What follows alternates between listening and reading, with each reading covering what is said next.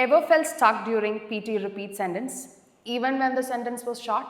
That is not poor English, that is brain overload. Hi, I'm Devada Benny from Needus Academy.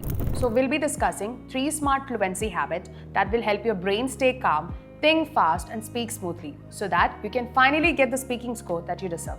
These aren't grammar rules or templates. These are habits that will train your brain to handle the pressure better and respond like a fluent speaker. Let's get into the first one. Habit number 1, feel what you hear.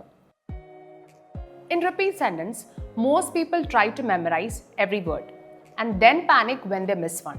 Instead, train yourself to feel the sentence. Focus on how the speaker responds. Are they confident, serious, relaxed? Try to match the tone. You can practice this with short English clips like TED Talks or podcasts. Don't just try to copy the words, copy the energy. Your brain connects better to tone and rhythm than just plain word order.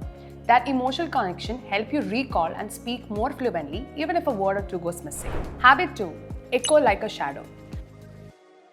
This is one of the simplest fluency exercise and one of the most powerful, shadow speaking. Play any English video or podcast at 1.25x speed. Wait for 1 second and then repeat without pausing.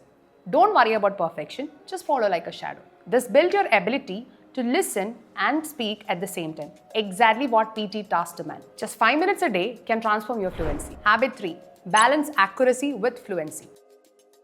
Many students lose marks not because they speak incorrectly, but because they hesitate, restart, or speak too slowly. Yes, accuracy matters, but fluency is heavily weighted in PT speaking. So here is the rule. If you make a mistake, don't stop. Keep going. Speak naturally, speak confidently, because fluency and pronunciation can still earn you a high score even with a few word errors.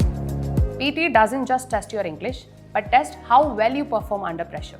Try one of these habits today and feel the difference for yourself. Thank you for watching and I hope you found this video helpful.